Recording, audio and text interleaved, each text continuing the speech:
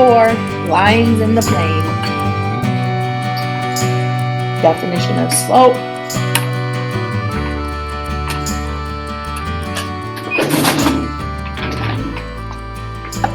Subtract your y's over subtracting your x's. Example 1, find the slope.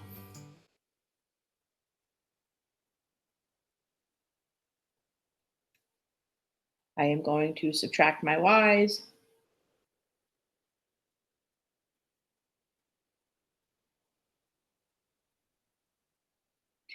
Subtract -2 over -1, subtract 4. Subtract my y's over subtracting my x's. I know that the subscripts say that you start with 0.2 and then go to 0.1, and I started with 0.1 and went to 0.2. You can go in either direction. It's up to you. At this point in pre-calculus, higher mathematics, we know that we can go in either direction as long as you go in the same direction. If I start with 0.1 and I subtract 0.2, I need to make sure I'm doing that for both the x and the y. If I'm starting with 0.2 and subtracting 0.1, I need to make sure I do the same thing with x and y. So this becomes 2 plus 2 over -5. Finished. Subtracting my y values, subtracting my x values, and I get that m equals a -3 divided by a -2. I would not leave my final answer that way. I have double negatives. We have that m equals a +3/2.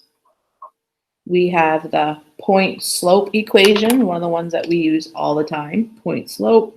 Here is the point x1 and y1, and here is the slope. So we have x1 and y1, and here is x1 and y1. Then we have the slope, m, and that can be found right here. Slope m. That's where I'll be substituting into my equation a point and a slope. Use the point slope to write an equation of a line. We have a point and our slope. If I start with my equation, you get used to how it goes. At first, I'll write it out every time. Get used to the equation that way. Now I have y minus my y1 point is -4. Notice that we already have a subtracting sign, and now my y1 is negative as well. That will give me double negatives. And then I have my slope of 2 times x minus the x1 point. Notice there'll be a double negative again. We already have x minus, and x1 is a negative number. It is -3. All I have to do is clean up my double negatives. Negative times a negative is a positive. That becomes y plus 4 equals 2 times double negatives, x plus 3. This could be my final answer right now. This could be a final answer. I need to check the directions and see if they've told me which form they specifically want my final answer in. If they don't specify which form, then it is acceptable to leave it in point slope. I just have to clean up double negatives. Let's check the directions. Use the point slope form to find an equation of a line that passes through a point and a slope. The directions did not say they want it in point slope. The directions do not say they want it in standard form. It is okay to leave it in point slope form. Final answer. Example 3. Using slope-intercept form, write an equation of a line that has a slope and a point using the slope-intercept form. That means they want their final answer to be in the slope-intercept form. They've also said use the slope-intercept form, which I never use. I will use it for the purposes of this example. Slope-intercept form, y equals mx plus b. And I'm going to substitute in the equation whatever they gave me. I have x and y, and I have m. Those are the 3 things that I will be substituting in for x, y, and m. 6 equals, multiplying 2 numbers here. So m is 3. So I'm multiplying my m and x.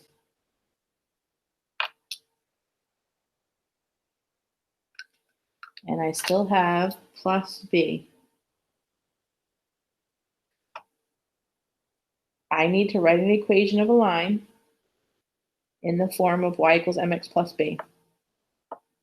I'm missing b. I need the y-intercept. How will I find out what b is so I can start my equation, say y equals, my slope is 3x. I need to know what b is. Well, I can solve for b. Here's an equation that has one variable. I'm going to solve for b.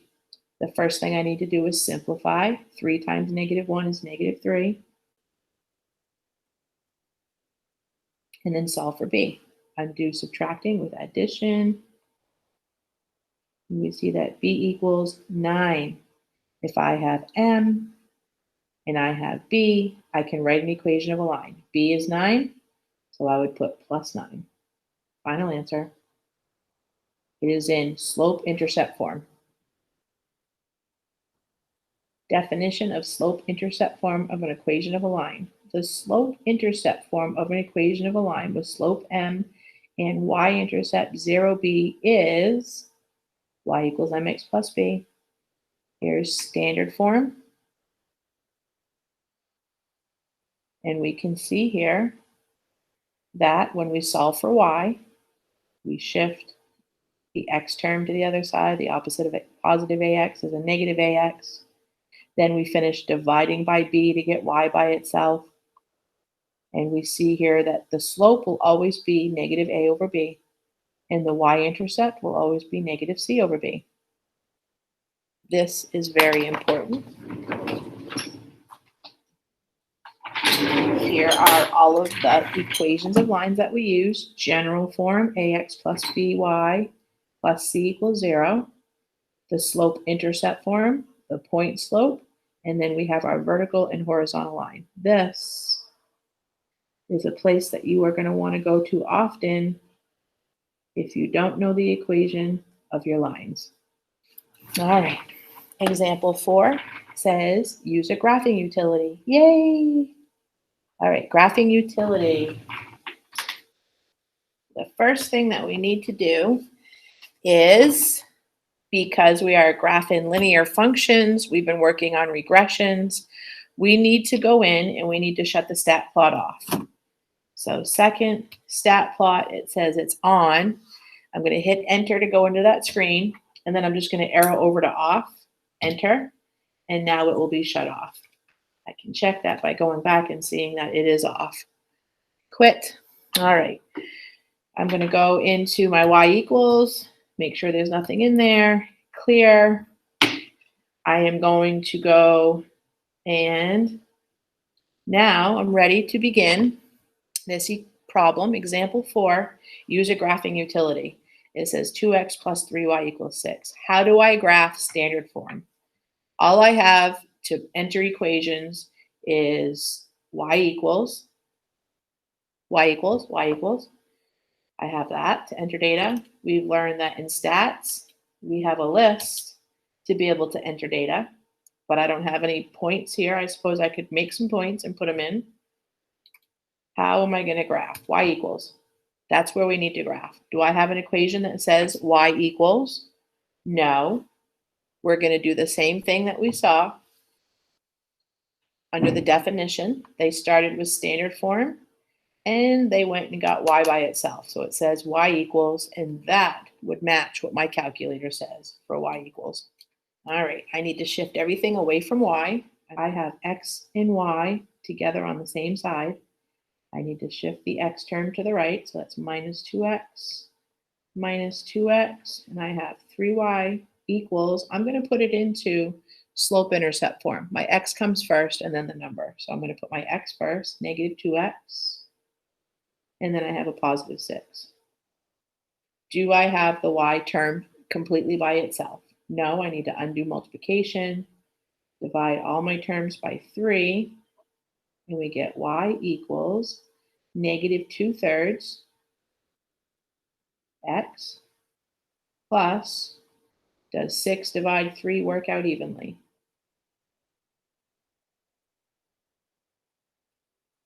And now I'm going to graph. Y equals, I want to make sure that I am using the negative button on the bottom of the screen for negative 2/3. So negative 2/3. I could open a parenthesis and put 2 divide 3 in to represent 2/3. Here's the variable button, x. Y equals negative 2/3 x plus 2.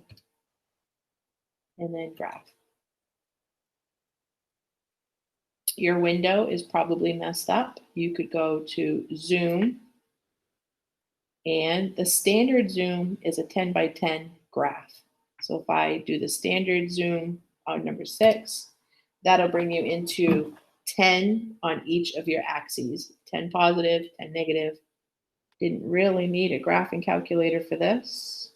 All right, we always start with the y-intercept, graph 2.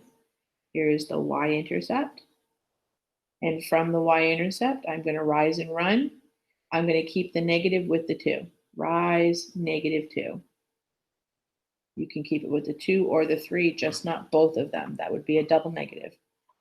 Rise, negative 2. How do I rise negative 2? I go down 2, 1, 2, and then run 3. 1, 2, 3. 2 points, determine a line, and there is a reminder of how to graph your linear functions by hand. I could check my graph by tracing, trace, it's in white, and I can see that 0, 2, and that's crossing at 3. So if I go down, where is it crossing? It's kind of hard to tell on a graphing calculator. I could actually find out what that 0 is. What is the x0? I could go to calculate. In blue, calculate, have calculated a value, number 1. I could have said when x is 3, what's y going to be?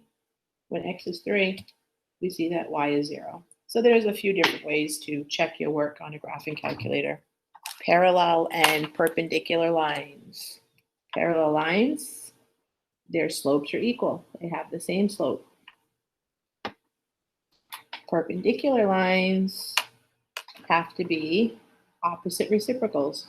Here's the line 1 with a slope. To be perpendicular, it has to be opposite, which is why the negative sign is there. That'll always make a positive a negative a positive. That creates the opposite, and reciprocal means to flip. Example 5, find the equation of a parallel line. Find the equation of a line through this point that is parallel to this line. All right. I have a point. All I need is the slope, and I could use the point slope to write that equation. So can I see the slope in this form? We know from the previous definition, slope is negative a over b. That's when this would come in handy. I can see my slope. It's negative a over b. So that's one way to do it. Technique 1. Your slope equals negative a over b. A is x, b is y, and c is the constant. So my slope here would be negative, a is 3, divided by b, which is negative 2. 3/2. That seems pretty straightforward. Technique 2. If you can't remember the formula for negative a over b, then you would just manipulate the equation itself.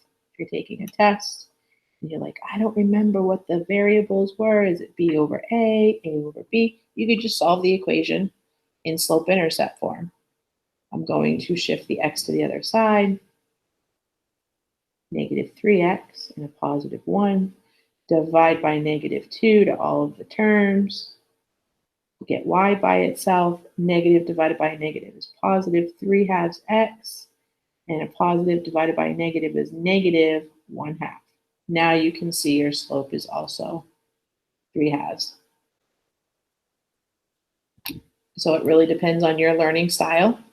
Some people have this memorized already, that slope is negative a over b. Others will use the formula slope-intercept form and solve for slope. Slope, m equals 3/2, and I'm using the point 1, -2.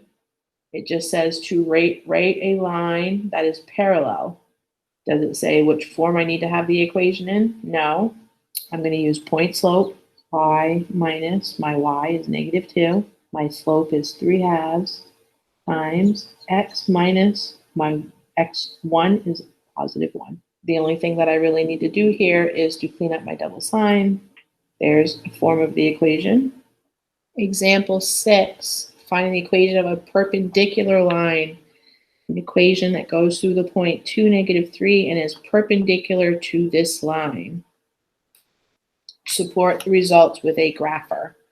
All right, so we have this line and I need to know the slope of it. The slope of this would be -a over b. The perpendicular slope is what I really need. I need the negative reciprocal. That would make my perpendicular slope +1/4. Flip and change the sign. Flip and change the sign. My perpendicular slope is 1/4, and the point that I'm using is 2, -3.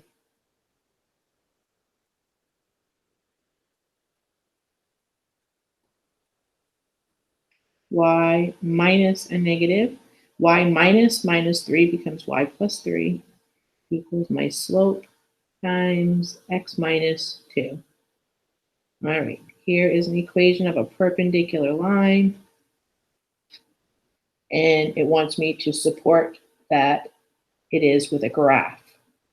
Okay, the first line then would be 4x plus y equals 3.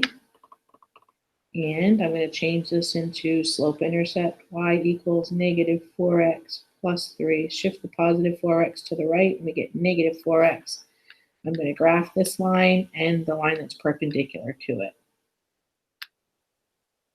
For this one, I start with my y-intercept at 3. And my slope is rise -4 and run 1. 1, 2, 3, 4, rise -4 and run +1. On this line right here, I have my x is 2, -3. There's the point, 2, -3. 2, -3. And then it says my slope is 1/4. I need to rise 1 and run 4. Rise 1 and run 4. 1, 2, 3, 4.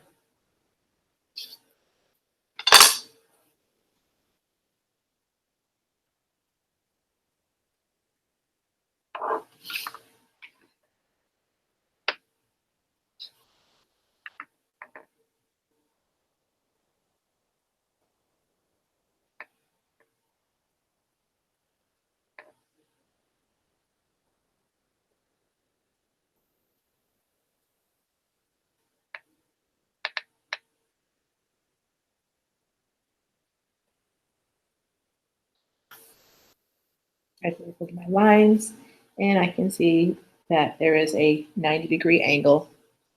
All right. Example 7, find the depreciation of real estate. Camelot Apartments purchased a $50,000 building and depreciates it $2,000 per year over a 25-year period. Write a linear equation given the value of y of the building in terms of the years x after the purchase. So y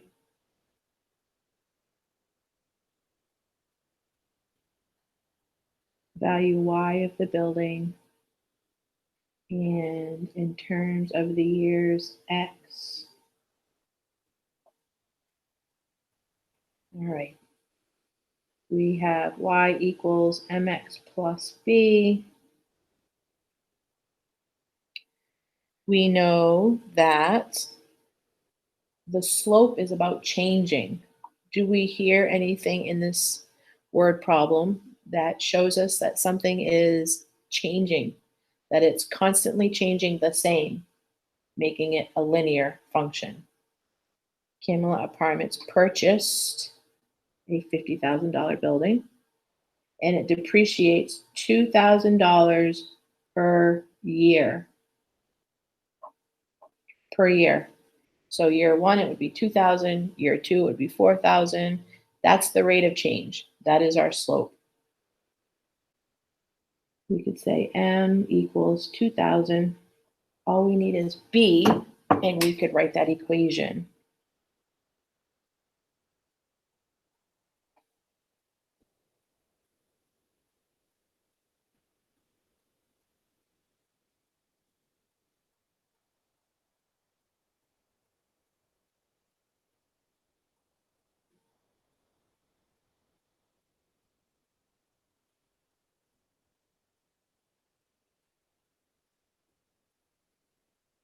What is the value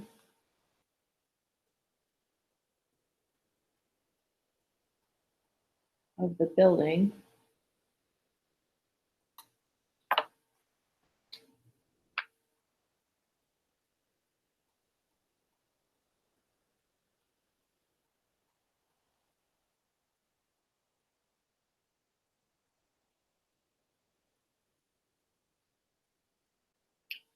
What is the value of the building? Well, I know that it depreciates $2,000 every year, and it cost me $50,000. I purchased it for $50,000. That's what I have into this real estate deal right now. I know that it cost me $2,000 every year, and I also put my own money in. I purchased it for $50,000. That's what I have invested in this real estate business. In how many years will the value of the building be $24,500? In how many years will it be that? We know that Y is the value of the building. So if the building is going to be 24,500, in how many years will it take? Years is X. We're solving for X. 24,500 minus 50,000. Finish solving for the years X. We need to remember that depreciating is a negative number. Depreciating by 2,000. It's depreciating. We get 12.75 for X. The depreciation of the building will be 24,500 in exactly 12.75 years. Example 8, finding a linear model for Americans' personal income. Americans' personal income in trillions of dollars is given in figure P.30, which we do not have on this paper. All right, we have 2 points. We are going to calculate the slope using the first 2 points. That would be 9.2 minus 8.9 and 2003 minus 2002. M equals 0.3. All right. Now what we need to do is calculate what B is going to be. I am going to pick the point 2002 and 8.9 my point, and then my slope is 0.3. All right, problem B. Use the equation to estimate America's income in 2005. We're going to substitute in 2005 to see what their income would be. And we got 9.8. Y equals 9.8 trillion. That's what this is in, trillion. It's in trillions. So that would be 9.8 trillion dollars. Use the equation to predict America's income in 2010. Predicting the income in 2010.